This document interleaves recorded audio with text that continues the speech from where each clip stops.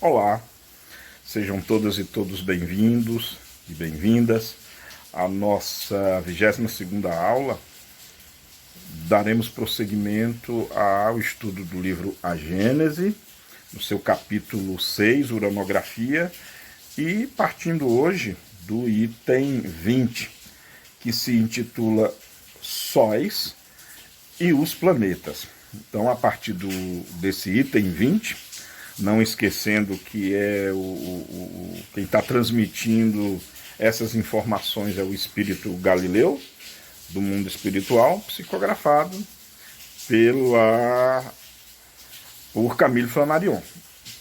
Antes de iniciarmos propriamente dito a aula, os meus agradecimentos de praxe a Deus acima de tudo, a Jesus Cristo, nosso caminho, verdade e vida, a Hipólito Leon, Denis Arrivail, Allan Kardec, pois sem ele não teríamos essa obra magnífica, aos bons espíritos da codificação, né, que, assim como Galileu e tantos outros, ditaram palavras de muita sabedoria, conhecimentos estes que ora estamos estudando. Meus agradecimentos ao Lar dos Humildes, cuja plataforma oferece o espaço para que possamos tecer esses comentários, postar essas videoaulas, que eu espero que estejam servindo para despertar a curiosidade e preencher, talvez, lacunas causadas por desconhecimento de fatos e verdades científicas. E também, claro, o meu agradecimento aos que estão por trás da câmera, né? Aqueles que fazem com que esse vídeo, com que vocês estejam vendo e ouvindo, né, a esse vídeo e a esse áudio.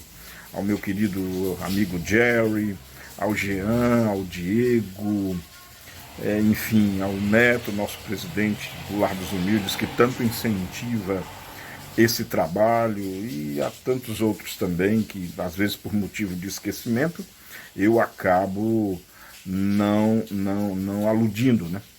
Então, meu agradecimento a todos eles, e principalmente, com certeza, o meu agradecimento a vocês que estão me vendo, me ouvindo já ao longo dessas 22 aulas. Como eu tenho dito, esse trabalho é feito para vocês. Então, meu muito obrigado pelos comentários que vocês têm deixado. Deixem aí os comentários de vocês. Podem criticar também, é óbvio que não há problema nenhum. Critiquem, e na crítica vocês podem me ajudar a melhorar, a fazer aquilo que talvez atenda mais a vossas expectativas. Até porque consciência muito clara e límpida eu tenho de que meu trabalho não é perfeito, pelo contrário, está muito longe disso. E o aprimoramento, ele é possível também através das críticas. Então estejam à vontade para, na parte de comentário, escreverem aquilo que melhor lhes aprouve. Bom, feita essa introdução, vamos dar início então ao conteúdo de hoje. Começando de novo, né, no item 20 do capítulo 6 do livro A Gênese, intitulado Uranografia. Então, a partir do item 20, aliás, cobrindo os itens 20, 21, 22 e 23, Galileu Galilei fala sobre sóis e os planetas. Eu vou começar tecendo já o que a ciência nos mostra nos dias de hoje, o que a ciência já nos comprovou com análise de dados, com evidências, com teorias físicas, químicas, bioquímicas, biofísicas, enfim, com todo o aparato da ciência, o que nós sabemos hoje. Em resumo, até para que nós possamos comparar as palavras de Galileu, e é muito interessante o grau de assertividade, o grau de aproximação do que é tido como verdadeiro hoje, partido de uma época, né, como nós sabemos, a publicação do livro A Gênese é de 1868. Então, é extraordinária a aproximação com a verdade científica de hoje. Então vamos. Resumidamente, há bastante tempo atrás, em torno de 13 bilhões e 800 milhões de anos atrás, aconteceu um evento.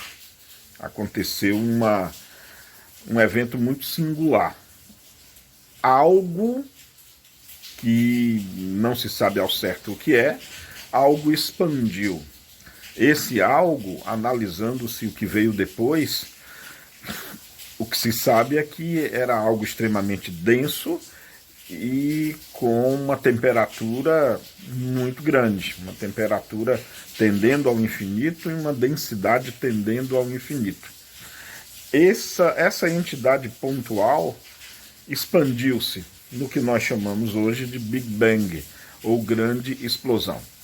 Depois dessa explosão, onde o espaço, o próprio espaço e o tempo foram criados nesse momento, havia então muita matéria primitiva dissolvida nesse espaço que estava sendo criado e expandido ao mesmo tempo.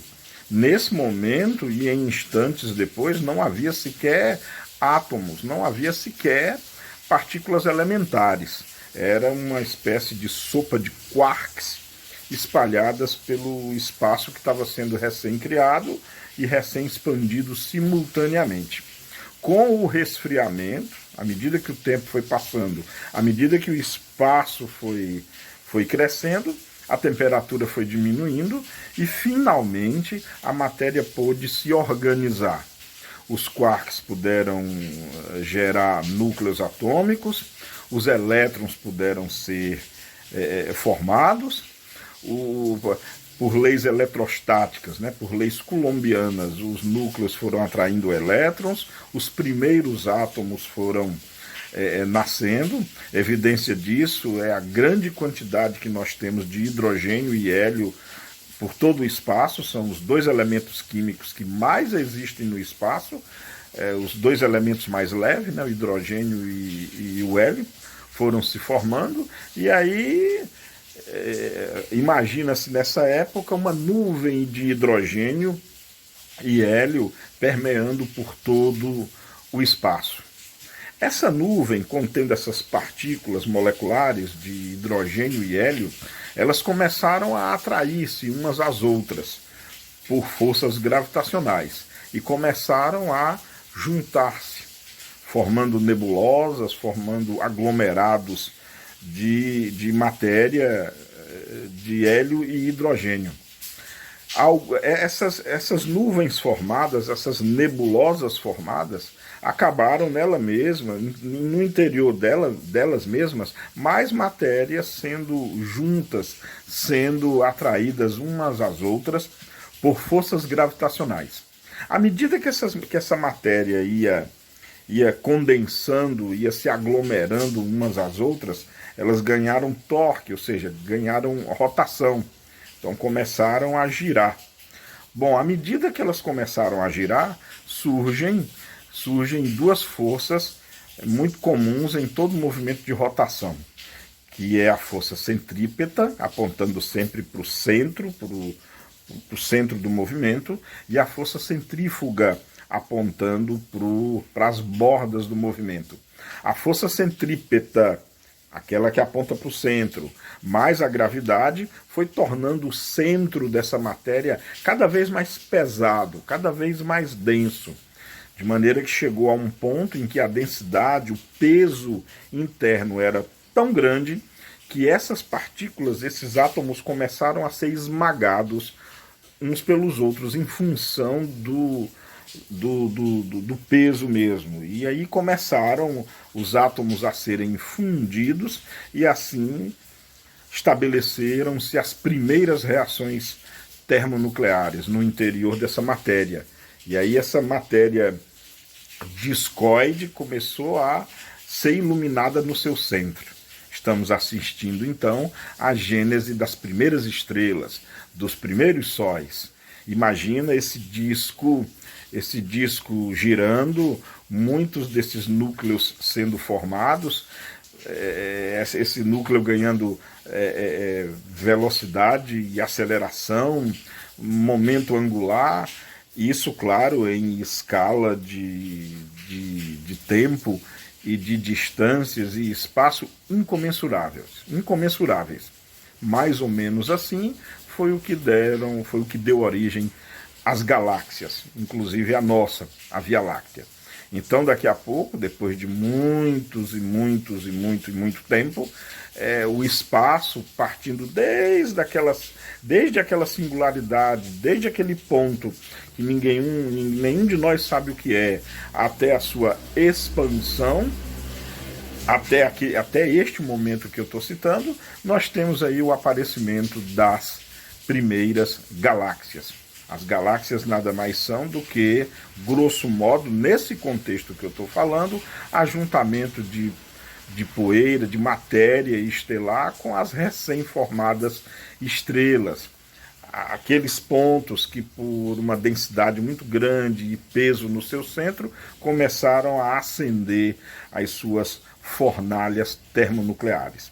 Um desses pontos, por exemplo, deu origem ao nosso Sol e a todo o nosso sistema solar. Né? Todo o nosso sistema solar foi gerado por uma dessas nuvens primordiais. Né?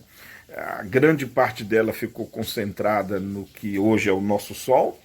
A prova disso, a evidência disso é que no nosso sistema solar, 99% da matéria do sistema solar está no Sol. Na verdade, mais que 99% da matéria do sistema solar concentra-se no Sol e os outros, pouco menos de 1%, está distribuído nos nossos 8 planetas conhecidos, planetóides, planetas anões, luas, asteroides, cometas, meteoros, meteoritos, o 1% do restante da massa está dividido nesses outros corpos. E assim nasceu o nosso Sol, a nossa estrela mãe, o nosso astro-rei, como queiram, né? Os outros planetas podem ter sido gerados primeiro pelo próprio Sol.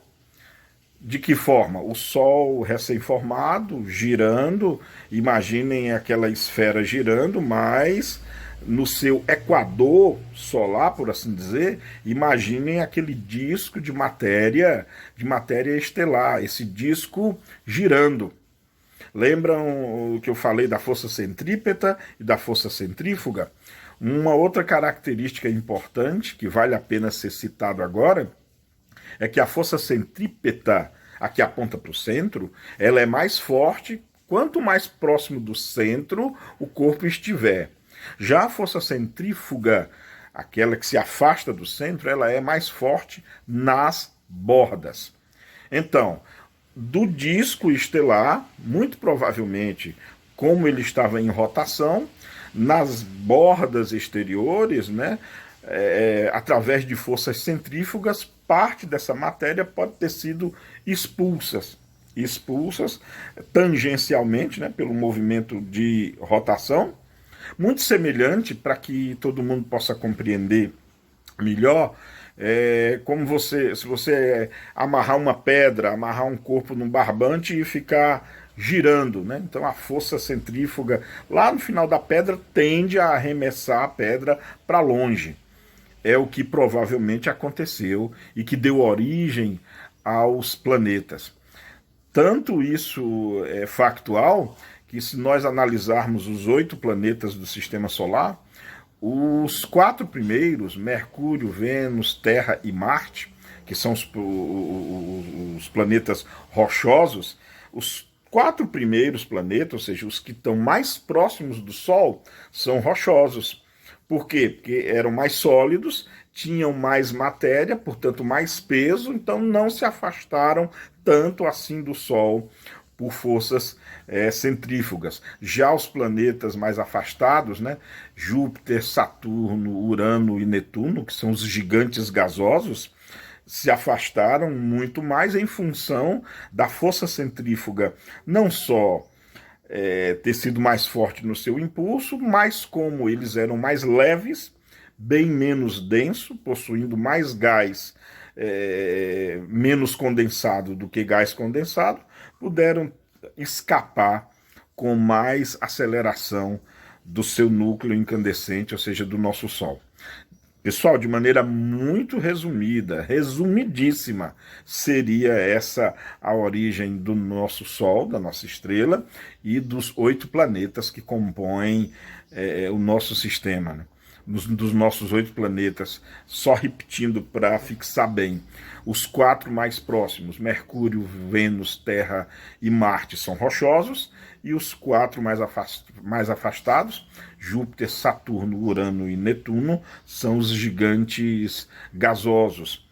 A evidência disso, inclusive, é que esses 4 planetas possuem na sua composição, quase na sua totalidade, hidrogênio e hélio, que é são os mesmos componentes básicos do Sol, né, da nossa estrela.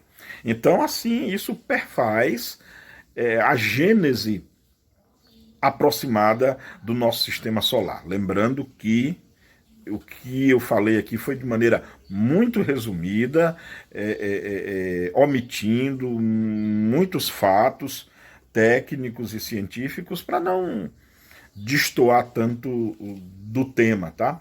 Para mais detalhes, a ouvinte que quiser adentrar mais nesses assuntos, eu sugiro para vocês 3 sites, que tem aqui mesmo no YouTube, que são de altíssima qualidade e que trazem esse assunto.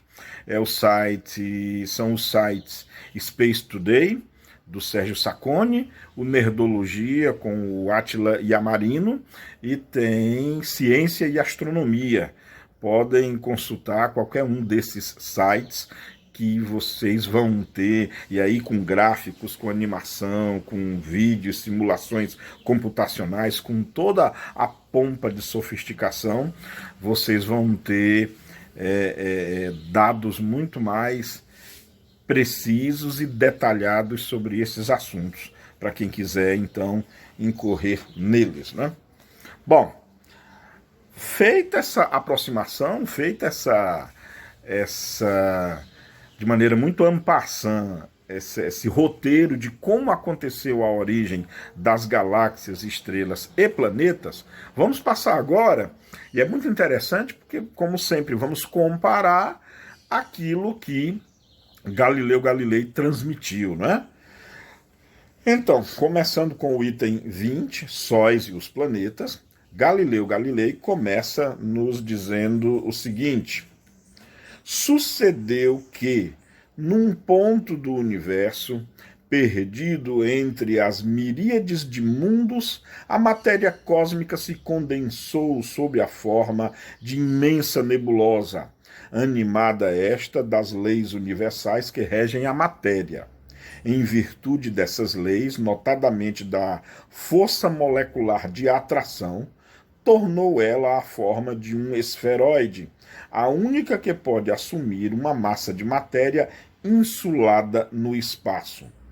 O movimento circular, produzido pela gravitação, rigorosamente igual de todas as zonas moleculares em direção ao centro, logo modificou a esfera primitiva, a fim de a conduzir de movimento em movimento à forma lenticular.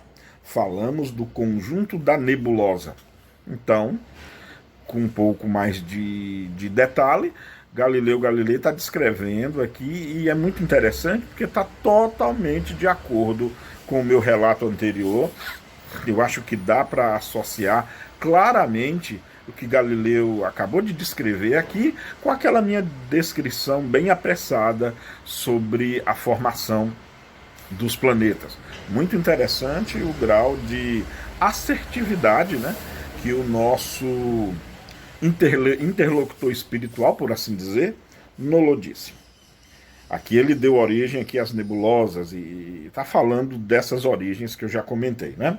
No item 21, no item 21, Galileu continua. Novas forças surgiram em consequência desse movimento de rotação. A força centrípeta e a força centrífuga.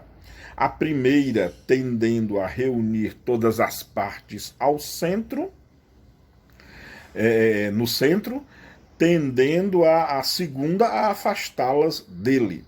Ora, acelerando-se o movimento à medida que a nebulosa se condensa e aumentando o seu raio, à medida que ela se aproxima da forma lenticular, ou seja, meio achatada, a força centrífuga, incessantemente desenvolvida por essas duas causas, predomina de pronto sobre a atração central.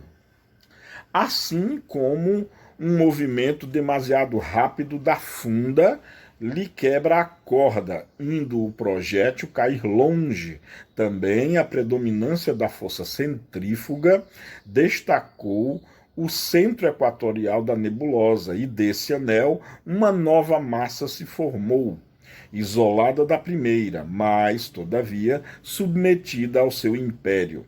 Aquela massa conservou o seu movimento equatorial, que, modificado, se lhe tornou um movimento de translação em torno do astro solar. Ao demais, o seu novo estado lhe dá um movimento de rotação em torno do próprio centro.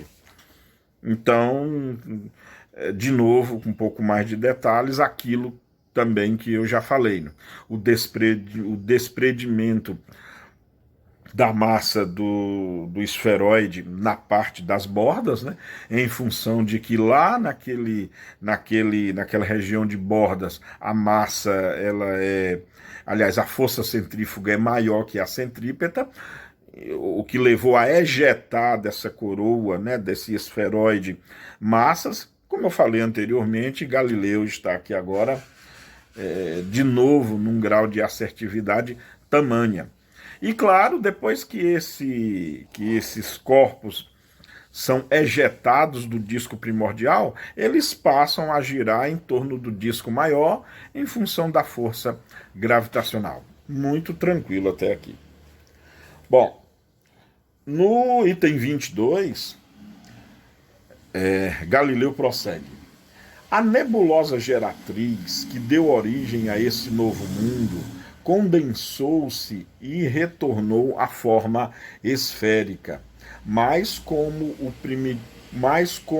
primitivo calor desenvolvido por seus diversos movimentos só com extrema lentidão se atenuasse, o fenômeno que acabamos de descrever se reproduzirá muitas vezes e durante longo período, enquanto a nebulosa não se haja tornado bastante densa, bastante sólida para oferecer resistência eficaz às modificações de forma que o seu movimento de rotação sucessivamente lhe imprime. Ela, pois, não terá dado nascimento a um só astro, mas a centenas de mundos destacados do foco central, saídos dela pelo modo de formação mencionado acima. Ora, cada um de seus mundos, revestido como o mundo primitivo das forças naturais que presidem a criação dos universos, gerará sucessivamente novos globos que desde então lhe gravitarão em torno como ele. Justamente com seus irmãos gravita em torno do foco que lhes deu existência e vida. Cada um desses mundos será um sol, centro de um turbilhão de planetas sucessivamente destacados do seu plano equatorial. Esses planetas receberão uma vida especial, particular, embora dependente do astro que os gerou. Então, até aqui também nenhuma novidade daquilo que eu descrevi anteriormente. Galileu aqui relata como cada estrela ou cada sol gera os seus planetas. De novo, a massa gasosa expele por força centrífuga e forças tangenciais parte dessa matéria. Essa matéria, parte dela se afasta ao máximo, parte dela fica próxima, começa a girar em torno do centro. Esse giro vai fazendo, vai provocando a condensação de mais matéria. Passado algum tempo, bilhões de anos, claro, nós temos o nascimento de planetas em torno desse gás incandescente que é a sua própria estrela, conforme já mencionamos anteriormente. E aí, Galileu conclui no item 23. Os planetas são, assim, formados de massas de matéria condensadas, porém ainda não solidificada, destacadas da massa central pela ação de força centrífuga e que tornam, em virtude das leis do movimento, a forma esferoidal mais ou menos elíptica, conforme o grau de fluidez que conservaram. Um desses planetas será a Terra, e aqui ele começa a falar da Terra. Antes de concluir essa parte da Terra, é muito importante frisar o que Galileu acabou de comentar, que é um fato, na verdade. Quando olhamos para a Lua, né, no céu à noite, vislumbrando o Sol, ou mesmo nas imagens da Terra, tem-se uma falsa ideia de que a Terra, o Sol, a Lua ou qualquer outro astro tenham a forma de uma esfera perfeita. Isso não é verdade. A Terra, por exemplo, a Terra, a Lua, o Sol, a forma mais correta de atribuir-lhes é a forma esferoidal. É assim, lembra uma esfera, claro, mas não é uma esfera perfeita. A Terra, por exemplo, ela é achatada nos polos em função do movimento de rotação e das forças gravitacionais. A Lua, por exemplo, ela mais se parece com um ovo. Como ela é puxada pelas forças gravitacionais e de maré pela Terra. A Lua tem uma aparência mais semelhante a um ovo do que propriamente uma esfera. O próprio Sol também ele é achatado nos polos, então é falsa a ideia de que os corpos sejam uma esfera perfeita. E é muito interessante que Galileu Galilei já chame a atenção para esse detalhe aqui, fascinante. E aí o item 23, Galileu encerra com a formação da nossa linda e querida joia azul, como eu costumo mencionar nosso planeta, que na época não era azul, né? Nos seus primórdios era lava incandescente, era a rocha ainda no estado pastoso e líquido, enfim. Isso vai ser importante nas nossas abordagens. E aí Galileu prossegue, ainda no encerrando o item 23. Um desses planetas será a Terra, que, antes de se resfriar e revertir de uma crosta sólida, dará nascimento à Lua pelo mesmo processo de formação astral, a que ela própria deveu a sua existência. A Terra, doravante, inscrita no livro da vida, berço de criaturas cuja fraqueza as asas da divina providência protege, nova corda colocada na harpa infinita e que, no lugar que ocupa, tem de vibrar no concerto universal dos mundos. Lindo, lindo, lindo e poético. Porém, aqui cabe já uma ressalva, é com relação à formação da nossa Lua.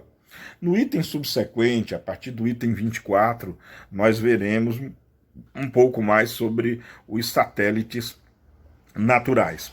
Mas as luas, realmente, as luas no geral, elas podem muito bem ter sido formadas pelo mesmo processo da formação dos planetas.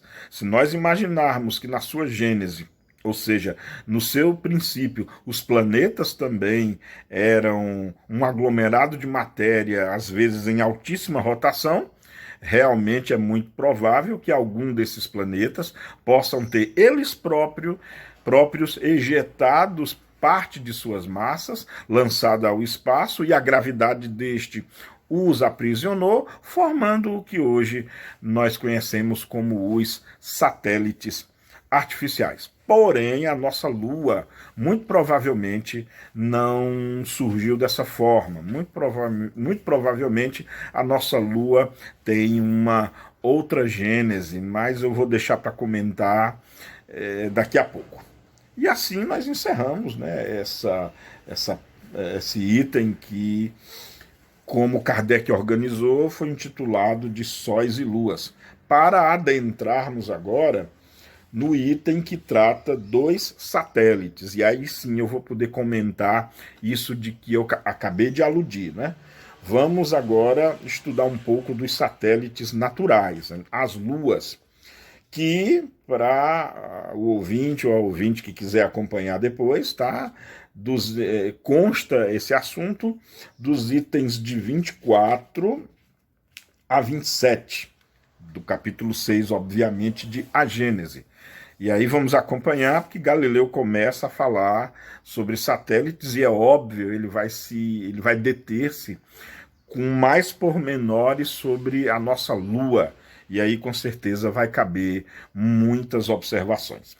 E ele começa já no item 24, ditando o seguinte: antes que as massas planetárias houvessem atingido um grau de resfriamento bastante a lhes operar a solidificação, massas menores, verdadeiros glóbulos líquidos, se desprenderam de algumas do plano equatorial, plano em que a maior é a força centrífuga, e por efeito das mesmas leis adquiriram um movimento de translação em torno do planeta que as gerou, como sucedeu a estes com relação ao astro central que lhes deu origem, de acordo com o que eu havia comentado anteriormente.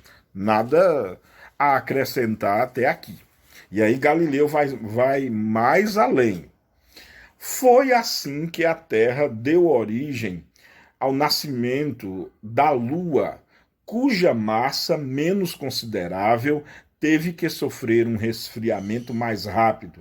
Ora, as leis e as forças que presidiram ao fato de ela se destacar do equador terreno e o seu movimento de translação no mesmo plano agiram de tal sorte que esse mundo, em vez de revertir a forma esferoidal, tornou-se ao de um globo ovoide, isto é, a forma alongada de um ovo com o centro de gravidade fixado na parte inferior.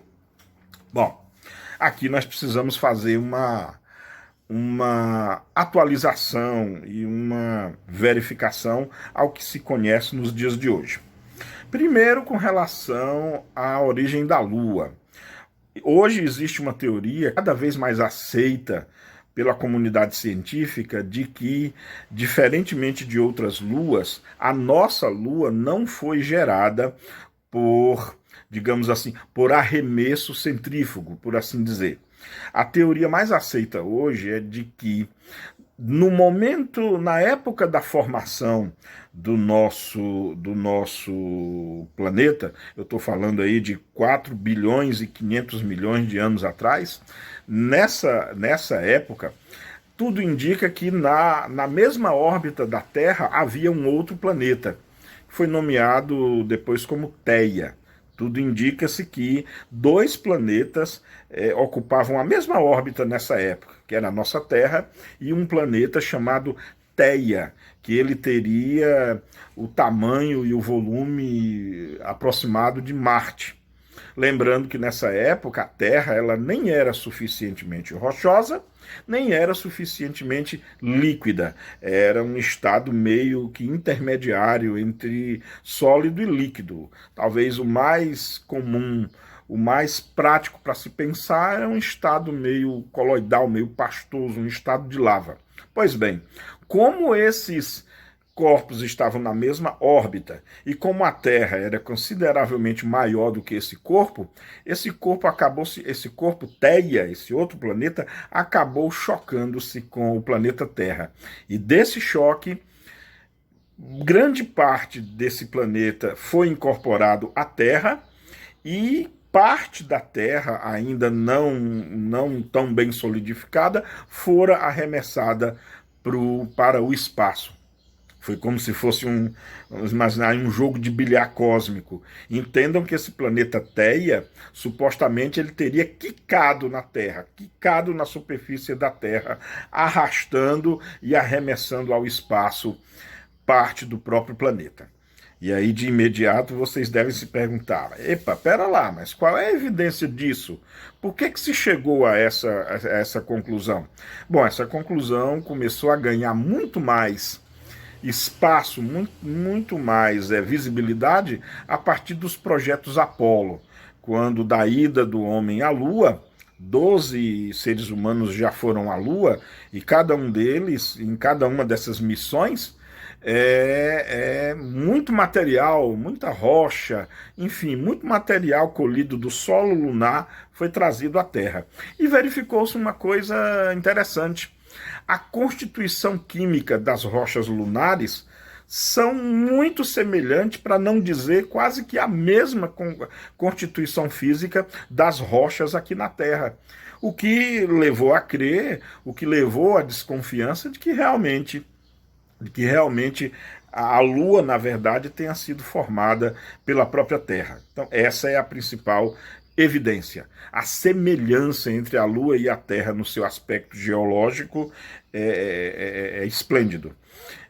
Então, a nossa Lua, resumidamente, ela muito provavelmente foi formada por esse choque de um outro astro com a própria Terra.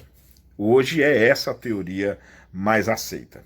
Naqueles canais que eu sugeri para vocês, o Space Today, Ciência e Astronomia, Nerdologia, tem aulas, e aulas bem curtinhas, de 15 minutos no máximo, que explica isso bem direitinho, tá?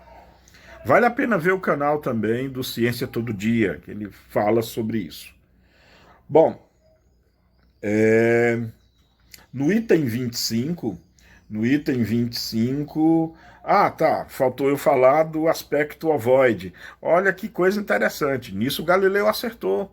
O aspecto ovoide que realmente a Lua tem, não dá para nós observarmos aqui da Terra, mas a Lua realmente, o seu aspecto se assemelha mais a um ovo do que a uma esfera perfeita. E isso, imagina, quando o planeta Theia expulsou essa matéria semilíquida para o espaço, essa matéria semilíquida foi aprisionada pela gravidade do nosso planeta. E aí o nosso planeta ficou puxando e repuxando esse pedaço de matéria solto, e o que nós chamamos isso gravitacionalmente de forças de maré, puxando uma hora um polo, outra hora outro polo desse novo corpo. Ele acabou sendo achatado a uma forma meio ovoide. E aí Galileu acertou sobremaneira também nesse aspecto.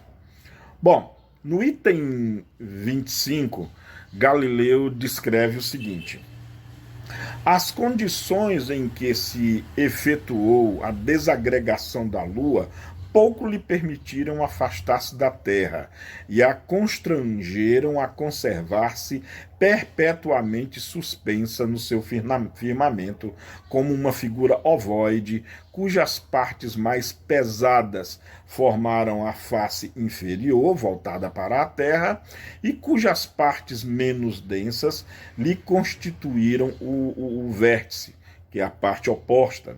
Se com essa palavra se designar a face que do lado oposto da Terra se eleva para o céu, ele está se referindo aqui ao que nós chamamos de lado escuro da Lua. É o que faz que esse astro nos apresente sempre a mesma face. Todo mundo sabe que vê-se sempre um lado só da Lua. O que trouxe o mito do lado escuro da Lua, o que trouxe o mito, e ainda hoje algumas pessoas questionam se a Lua se move. Tem gente que acredita que a Lua não se move, pois Prestem atenção que a Lua aparece sempre o mesmo lado voltado para a Terra, mas isso é um mito, já já eu explico isso. E aí Galileu conclui o item 25 da seguinte forma: daí, duas naturezas essencialmente distintas na superfície do mundo lunar. Uma sem qualquer analogia com o nosso, porquanto lhes são desconhecidos os corpos fluidos e etéreos. Etéreos, ele está se referindo ao lado oculto, né? A outra leve relativamente à Terra, pois que todas as substâncias menos densas se encaminharam para esse hemisfério. A primeira, perpetuamente voltada para a Terra, né, a parte que todo mundo vê, sem águas e sem atmosfera, a não ser aqui e ali, nos limites desse hemisfério subterrâneo.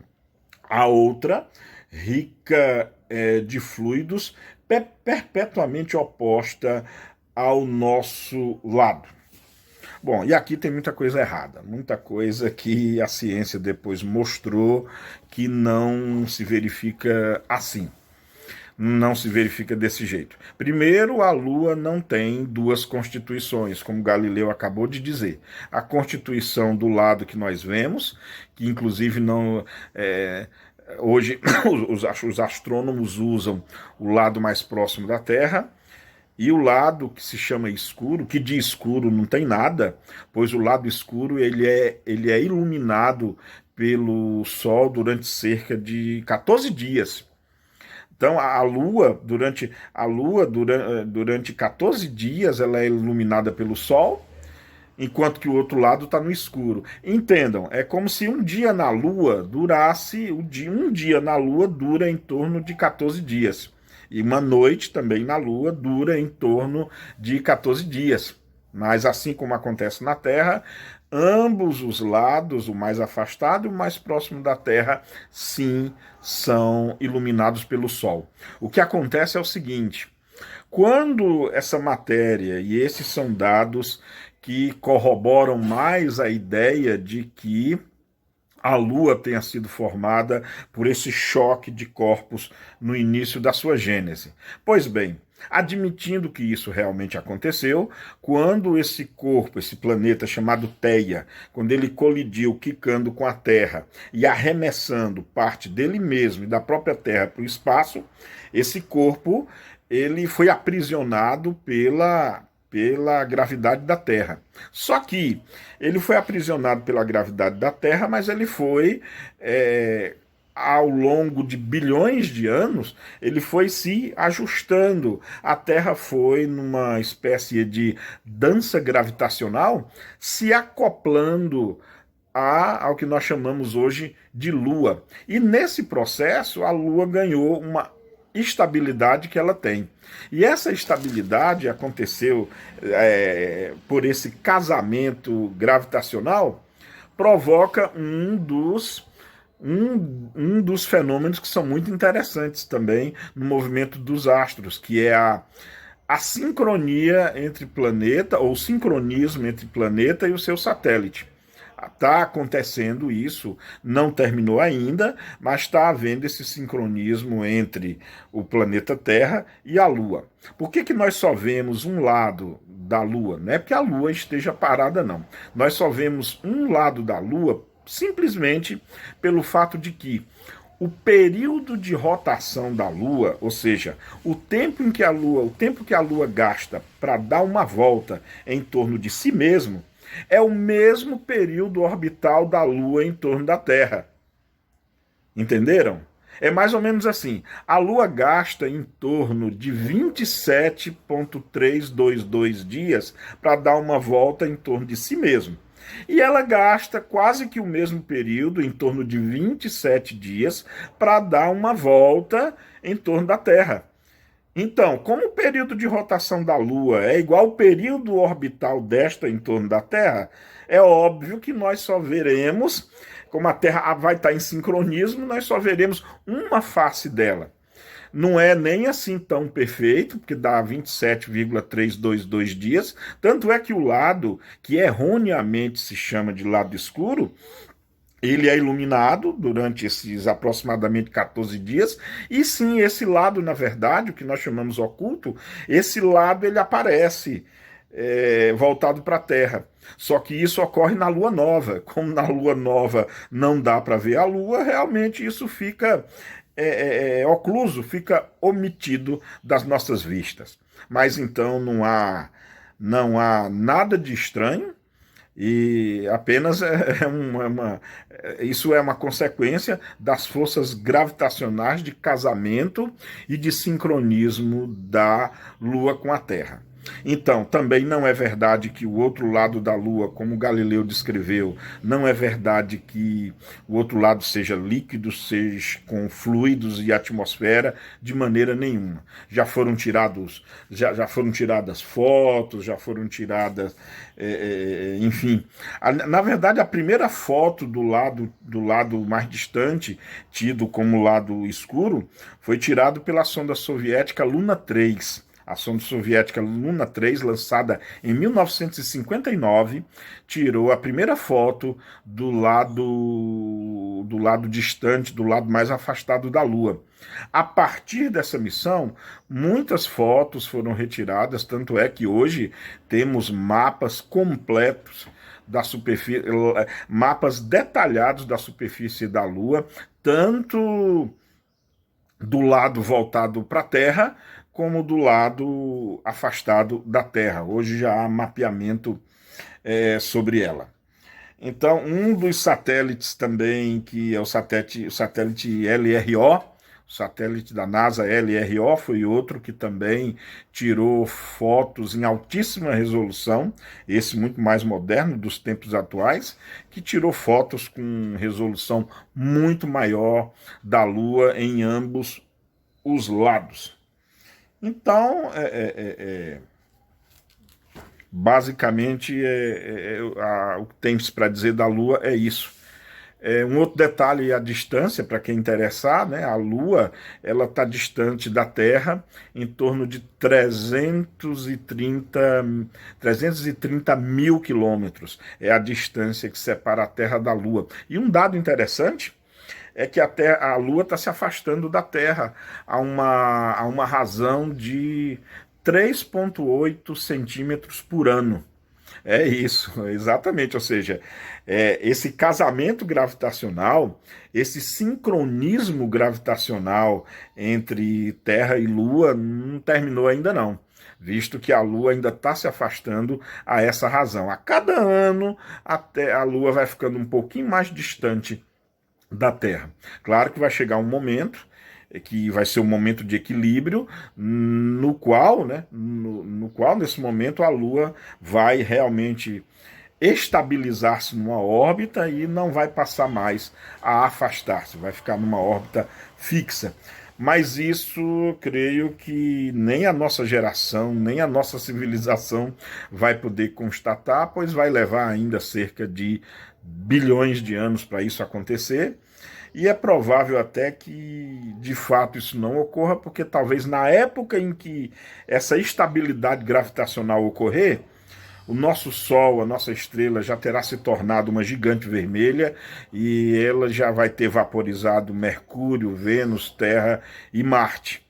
Fiquem tranquilas e tranquilos, vivam a vida bem, porque isso não vai acontecer logo não, ainda temos bilhões de anos para que isso possa acontecer. E até lá, com certeza, como eu tenho dito, se a nossa civilização não destruir a ela mesma e ao nosso mundo, até lá, com certeza, já teremos desenvolvido ciência de altíssima qualidade, tecnologia de altíssima qualidade, que com certeza irá nos levar às estrelas e irá nos levar a colonizar outros mundos que serão com certeza as novas moradas da raça humana.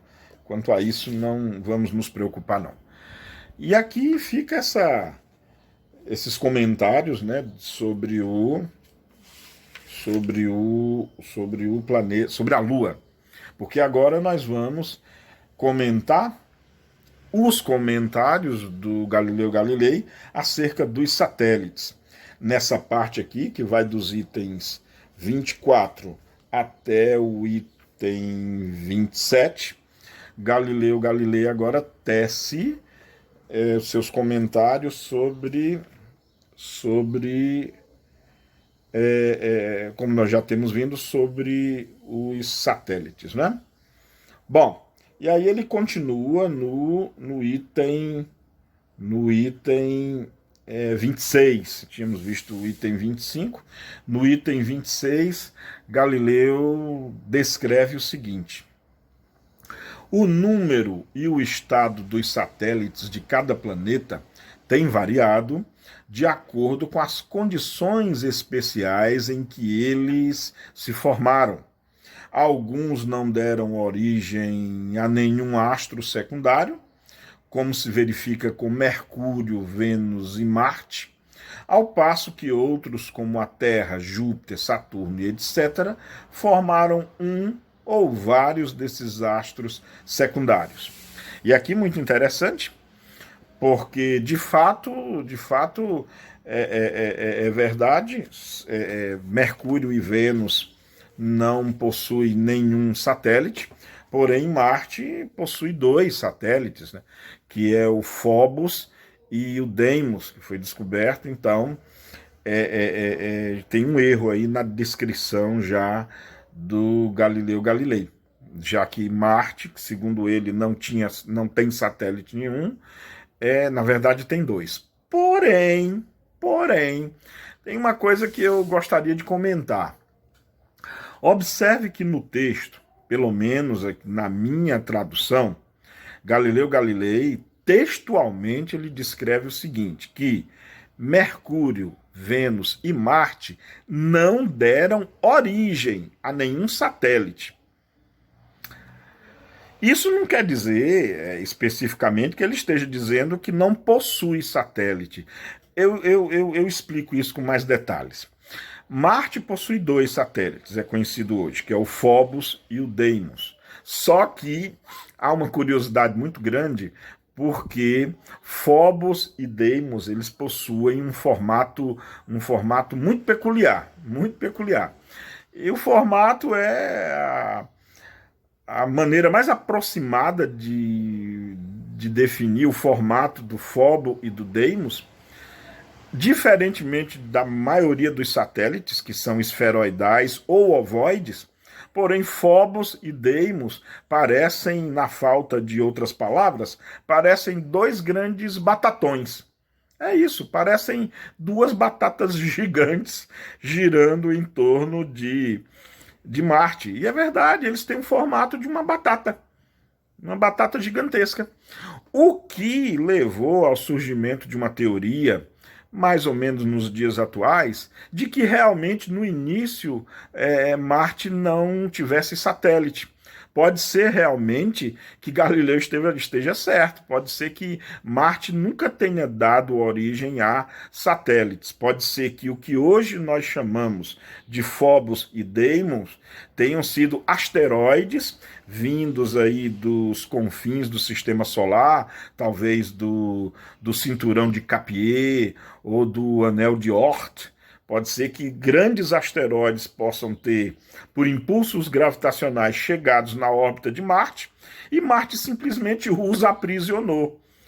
Então, o que eu estou querendo dizer? Pode ser que Phobos e Deimos, na verdade, sejam 2 satélites adotados por Marte, e que Marte realmente não tenha gerado esses 2 satélites. É incrível, né? É fascinante. Galileu pode, então, ter acertado. Pode ser que no futuro venhamos a descobrir, né, com as missões a Marte, está previsto missões tripuladas a Marte.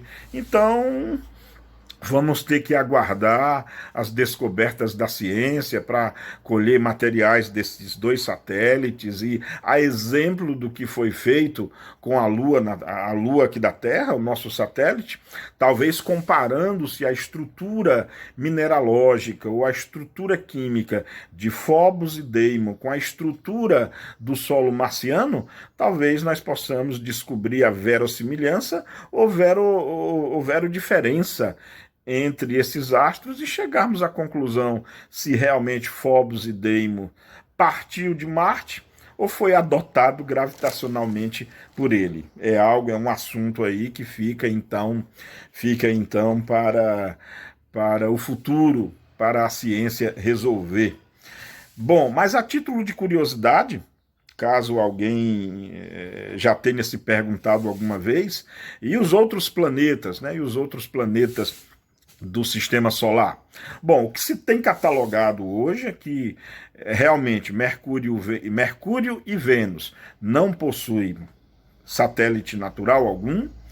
Marte, como já falamos, possuem dois, né? Phobos e Deimos. A Terra, nossa linda joia azul, possui um satélite, que é a nossa Lua. Júpiter possui até hoje catalogado 69 luas, 69 satélites, só que assim, dessas 69 luas de Saturno, apenas 53 são confirmadas como luas fixas. Esse número 69, ele pode ser então menor ou ele pode ser maior, podem ter muito mais luas ou no mínimo 53, mas ele pode atingir uma cota de outras, de muito mais luas, né? Inclusive, uma das luas mais festejadas na atualidade de Júpiter é Encélado, né? Encélado é uma das luas mais festejadas porque foi descoberto, depois nós vamos falar com mais detalhes sobre Saturno. Acho que nessa aula não vai dar mais tempo, não. Estamos chegando ao final, mas Encélado é uma lua muito peculiar, pertencente. Aliás, perdão, Encélado pertence a Saturno, exatamente. Pertence a Saturno, não é a Júpiter, não. Mas é uma das luas que mais tem se especulado e descoberto, na verdade, evidências maravilhosas e fatos, como, por exemplo, presença de água, inclusive água no estado líquido, água no estado de vapor. Foi descoberta, inclusive, a presença de criovulcões em Encélado, ou seja, vulcões de água, ou seja, não de lava. Só uma dessas peculiaridades de Encélado, mas que nós vamos comentar sobre isso depois. É uma lua de Saturno. Então, repetindo, Terra uma lua, Marte duas, Júpiter 69, 153 confirmadas, Saturno 61 luas, e dessas 61, 53 também confirmadas, né? Urano, o colosso gasoso também, Urano tem 27 luas, já confirmadas. Netuno, o outro gigante gasoso, possui 14 luas. Dessas 14 luas, 13 são confirmadas, uma ainda está meio que ainda em observação na sua órbita e trajetória para saber se da constância gravitacional, da constância da trajetória, para se identificar se a revolução em torno do astro é constante, para se saber se de fato é um satélite orbitando. Sem falar em Plutão, que foi rebaixado a planeta anão, né? Mas Plutão por si só tem mais 5 astros, como se fossem luas que giram em torno de Plutão. Inclusive, a lua mais famosa de Plutão era Caronte, que foi muito observada por sondas como a Pioneer, foi muito observada, enfim, pela Voyager, por muitas missões espaciais, que eu acredito que terei a oportunidade de comentar mais sobre esses assuntos, sobre esses satélites que com certeza chamam a nossa atenção. Inclusive, Phobos e Deimos, eles não têm mais a primazia, na verdade, de serem os satélites mais esquisitos do sistema solar, não. Existem satélites que depois eu vou explicar para vocês, tem uma forma mais de um capelete, sabe? De um capelete, uma forma mais de como se fosse uma massa injetada e grudada num prato, formando um capelete gigantesco. Tem luas parecidas com isso, muito provavelmente luas essas formadas pela colisão de astros com outros, em que levou a esse achatamento, uma parte virando como se fosse um prato, e o outro como se fosse uma espécie de massa disforme grudada nele. E é isso, caros caras ouvintes, amigos, colegas, irmãos e irmãs.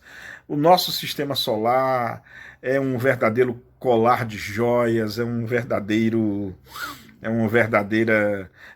lugar com corpos maravilhosos. O universo, enfim, é dotado de seres que eu estou falando, de objetos, né? Como galáxias, conglomerado de galáxias, buracos negros, planetas, sóis, estrelas, satélites, nebulosas, quasares, pulsares, estrelas de nêutrons, enfim, supergigantes, estrelas supermassivas.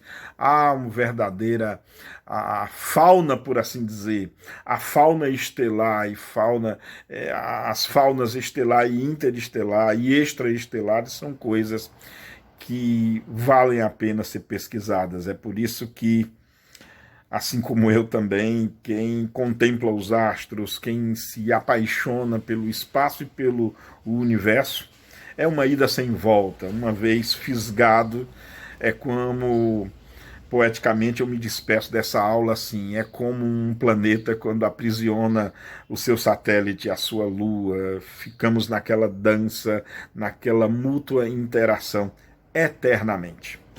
É isso então. Beijo no coração de todas e todos. Espero que vocês tenham gostado. E até a nossa próxima aula, a aula 23.